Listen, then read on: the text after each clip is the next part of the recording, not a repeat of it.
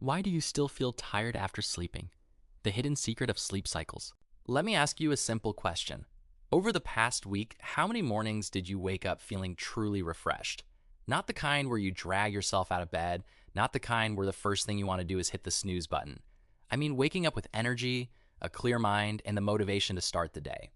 If that number is very low or even zero, then this video is for you. A few years ago, I went through a period when work completely took over my life. My days were packed with meetings. My evenings were spent finishing unfinished tasks. Some nights I went to bed at 1 a.m. Other nights it was closer to 2 a.m. What confused me the most was this. There were days when I slept almost 8 hours and still felt exhausted. But there were also days when I slept only 5 hours and somehow woke up feeling surprisingly energized. At first I thought it was just luck, but later I discovered it wasn't luck. It was science, and once I understood this principle, it completely changed the way I approached sleep. Not only did it improve my own energy levels, but many people who applied the same method experienced similar results. So in today's video, we're going to answer several important questions. Why do some people sleep a lot but still feel tired? Why can some people sleep less and still feel great? How can you stay productive after a late night? And most importantly, how can you determine the best time to wake up so your body feels naturally refreshed? If you often struggle with morning fatigue, stay with me until the end, because the real reason might not be what you think. The biggest misconception about sleep. Let me ask you another question. If I asked you, how many hours should a person sleep each night? Most people would immediately answer 8 hours, right? We've heard that recommendation our entire lives. Sleep 8 hours. Get your 8 hours. Less than 8 hours is unhealthy. But the truth is more complicated than that. If 8 hours were the perfect answer for everyone, then nobody would wake up exhausted after sleeping 8 hours, and nobody would feel great after sleeping less. The fact that both situations happen tells us something important. There is another factor at play, and that factor is not just how long you sleep. It's when you wake up. A real-life story. A friend of mine works in the tech industry. For years, he constantly complained about feeling exhausted. Every morning started with coffee. Without caffeine, he felt incapable of functioning. Naturally, he assumed the problem was stress. His workload was heavy, deadlines were constant, everything pointed toward work-related fatigue. Then one day, he decided to track his sleep. For 30 days, he recorded exactly when he went to bed and when he woke up. The results surprised him. The mornings when he felt best were not the mornings after his longest sleep. In fact, some of the days when he slept more than 8 hours were the days he felt the worst. After looking deeper, he noticed a pattern. Many times, his alarm clock was waking him up during deep sleep. In other words, his body was being forced awake at the worst possible moment. Once he adjusted his wake-up timing, his energy improved dramatically within a few weeks. Nothing else changed. Same job, same schedule, same responsibilities. The only difference was understanding how sleep actually works. What really happens when you sleep? This is probably the most important part of the video, because once you understand this, everything else starts to make sense. Most people imagine sleep as a simple process. You lie down, you fall asleep, hours pass, you wake up. End of story. But your brain doesn't work that way. Sleep happens in cycles. Each cycle lasts approximately 90 minutes. Throughout the night, your body repeats these cycles over and over again. Think of it like climbing and descending a series of hills rather than traveling on a flat road. Within each 90-minute cycle, your body moves through 5 different stages. The first stage is the transition into sleep. You're no longer fully awake, but you're not completely asleep either. Your awareness begins to fade. The second stage is light sleep. Your heart rate slows down. Your muscles relax. Your body temperature decreases slightly. This stage makes up a large portion of your night's sleep. The third stage is deep sleep. This is where recovery begins. Your body repairs tissues. Your immune system becomes more active. Growth hormones are released. The fourth stage is very deep sleep. This is one of the most restorative phases of sleep. Your body focuses intensely on physical recovery and energy restoration. If someone wakes you up during this stage, you will likely feel groggy and disoriented. The fifth stage is REM sleep. REM stands for rapid eye movement. This is the stage where most dreaming occurs. Although your body remains still, your brain becomes highly active. It processes memories, emotions, and information gathered throughout the day. Once all 5 stages are completed, the cycle starts over again, and this process repeats several times during the night. A healthy night of sleep usually contains about 5 complete cycles, which equals roughly 7.5 hours. What does science say? Sleep researchers around the world have discovered something fascinating. The feeling you experience after waking up depends not only on how long you slept, it also depends on which stage of sleep you were in when you woke up.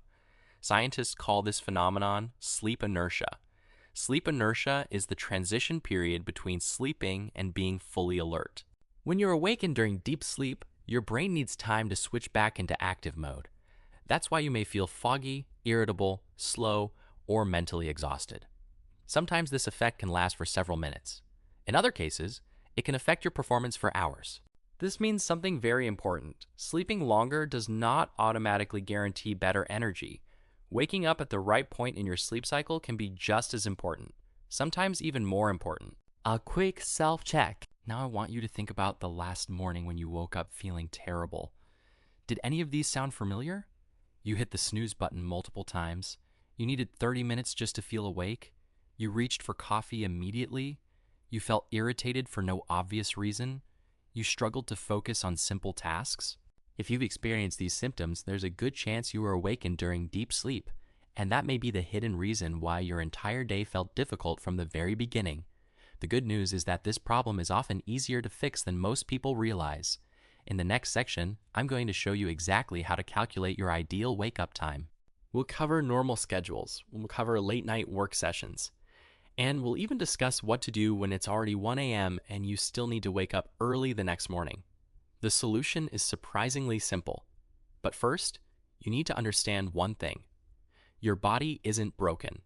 It may simply be waking up at the wrong time. How to calculate the best wake-up time. Now that we understand the reason behind morning fatigue, the next question is obvious. How do we actually use this knowledge in real life? Because understanding something is one thing, applying it is another. I want you to imagine your sleep as a train journey. Each 90-minute sleep cycle is like a train station. Waking up at the right moment is like stepping off the train exactly when it arrives at a station. But if someone forces you off halfway between stations, you're probably going to feel disoriented and uncomfortable. The question is, how do you know when the train reaches a station? The answer is surprisingly simple. Your ideal wake-up time can be estimated using this formula. Wake-up time equals bedtime plus time needed to fall asleep. Don't worry if it looks mathematical. This is easier than elementary school arithmetic. On average, most people need around 10 to 20 minutes to fall asleep. For simplicity, we'll use 14 minutes. Let's look at an example. Suppose you go to bed at 10 p.m. You want to complete 5 sleep cycles. 5 cycles equal 7 hours and 30 minutes. Add another 14 minutes for falling asleep. That means your ideal wake-up time would be approximately 5:44 a.m. That's the moment when your body naturally finishes a sleep cycle and prepares to enter the next one. Many people hear this and ask, can a difference of a few minutes really matter that much? Honestly, I used to wonder the same thing. Then I started testing it myself. For several weeks, I tracked my sleep cycle and recorded how energetic I felt every morning. What I discovered was fascinating. Some days I slept longer but woke up feeling terrible. Other days I slept less but woke up feeling surprisingly alert. The difference wasn't the number of hours, it was the timing. That realization completely changed how I viewed sleep. What if you have to stay up late? Now let's talk about a much more realistic scenario. Imagine it's already 1 a.m. You still have work to finish, and tomorrow morning you need to wake up early. This situation is incredibly common. Students during exam season, professionals facing deadlines, business owners managing multiple responsibilities, shift workers, parents taking care of young children. Life isn't always ideal, so what should you do? If you wanted a full 5-cycle sleep, your wake-up time would be around 8:44 a.m. But many people don't have that luxury. This is where optimization becomes more important than perfection. Remember this, in life, the goal isn't always to find the perfect solution. Sometimes the goal is simply to find the best possible solution under the circumstances. When you're forced to sleep late, you can reduce the number of cycles. For example, you might choose 4 cycles or even 3 cycles. Let's say it's 1 a.m. 3 cycles equal 4 hours and 30 minutes. Add 14 minutes for falling asleep. Your ideal wake-up time becomes approximately 5:44 a.m. Is this perfect? No, Is it ideal for long-term health? Also no. But if you must wake up early, waking up at the end of a sleep cycle will usually leave you feeling significantly better than waking up during deep sleep. That's the key idea. A student's experience. I once spoke with a university student during final exams. He regularly stayed awake until 2 or 3 in the morning. Every day felt like a struggle. He constantly felt tired. His concentration was poor, and he believed his only option was to drink more coffee. Then he started experimenting with sleep cycles. Instead of sleeping random amounts of time, he began organizing his sleep around 4.5 hours, 6 hours, or 7.5 hours. Within 2 weeks, he noticed a major difference. For the first time, he felt like he was controlling his sleep instead of letting sleep control him. Not because he slept longer, but because he slept smarter. The most important lesson. At this point, I want to emphasize something very important. Do not use this method as an excuse to stay up late every night. Some people hear about sleep cycles and think, great, that means I can sleep at 1 a.m. every day and everything will be fine. That's not the point. Sleep cycles help you optimize difficult situations. They do not replace healthy habits. If you're consistently sleeping only 4 or 5 hours every night, your body will eventually pay the price. This method is an emergency strategy, not a lifestyle strategy. The goal should always be to get enough sleep whenever possible. The sleep cycle approach simply helps you make better decisions when circumstances aren't ideal. Common mistakes that keep you tired even when you understand sleep cycles. Now here's something interesting. Many people learn about sleep cycles. They understand the science, they calculate their wake-up times, and yet they still wake up feeling exhausted. Why? Because they unknowingly make a few common mistakes. Let's talk about them. Mistake number 1, hitting the snooze button. Be honest, how many times have you done this? Your alarm goes off, you open your eyes, you turn off the alarm, and then you tell yourself, just 5 more minutes. 5 minutes becomes 20, 20 becomes 30, sometimes it becomes an entire hour. And somehow you feel even worse than before. Why does this happen? Because you missed your optimal wake-up window. Once you fall back asleep, your body may begin entering a new sleep cycle. If the next alarm interrupts you during deep sleep, you'll wake up feeling groggy all over again. That's why one of the best habits you can develop is simple. When it's time to get up, get up. Don't negotiate with your bed. Your bed usually wins. Mistake number 2, using your phone before bed. Let's be honest again. How many people plan to sleep at 10 p.m. but end up scrolling through social media until 11 p.m.? You don't have to answer me. Just answer yourself. The blue light emitted by phones, tablets, and other screens can suppress melatonin production. Melatonin is one of the key hormones responsible for preparing your body for sleep. When melatonin production is delayed, your brain receives mixed signals. Your body may be lying in bed, but your brain still thinks it's daytime. As a result, you don't actually fall asleep when you think you do. You may believe you went to sleep at 10 p.m. In reality, your brain might not enter sleep until 11 p.m. or later. That means all of your sleep cycle calculations become inaccurate. Mistake number 3, drinking caffeine too late. Another surprisingly common mistake is consuming caffeine late in the day. Many people say, I can drink coffee at night and still fall asleep. And that's true. You might still fall asleep, but falling asleep and getting quality sleep are not the same thing.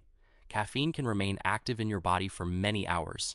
Even when you're asleep, it can affect the depth and quality of your sleep. You may spend enough time in bed, but your body doesn't recover as effectively. That's why some people wake up exhausted despite technically sleeping long enough. Mistake number 4, trying to catch up on sleep during the weekend. This is another habit many people rely on. They sleep 5 hours per night from Monday to Friday, then they sleep 12 hours on Saturday, maybe 11 hours on Sunday, and they assume everything balances out. Unfortunately, the human body doesn't work like a bank account. You can't consistently borrow sleep throughout the week and fully repay it on the weekend. Large shifts in your sleep schedule can disrupt your biological clock. As a result, Monday mornings become even harder. Consistency often matters more than people realize. A 7-day challenge for you. I'd like to invite you to try a simple experiment. For the next 7 days, do 3 things. First, write down your bedtime. Second, calculate your wake-up time based on 90-minute sleep cycles. Third, rate your morning energy level on a scale from 1 to 10. That's it. After 1 week, review your results. You may be surprised by what you discover. You don't need expensive supplements. You don't need endless cups of coffee. Sometimes all you need is a better understanding of how your body works. Final thoughts. If there's one thing I hope you remember from this video, let it be these three lessons. First, sleep doesn't happen in one continuous block. It happens in cycles that typically last around 90 minutes. Second, the way you feel in the morning is influenced not only by how long you sleep, but also by when you wake up. Third, waking up at the end of a sleep cycle is usually far more refreshing than waking up during deep sleep. These ideas sound simple, but simple doesn't mean insignificant. A better morning can lead to a better mood. A better mood can lead to better decisions. And over time, better decisions can create a dramatically better life. So if you decide to try this method, give it a fair chance. Test it for a week. Observe your results and see what happens. You may discover that the reason you felt tired for years isn't because you're sleeping too little. It may simply be because you're waking up at the wrong time.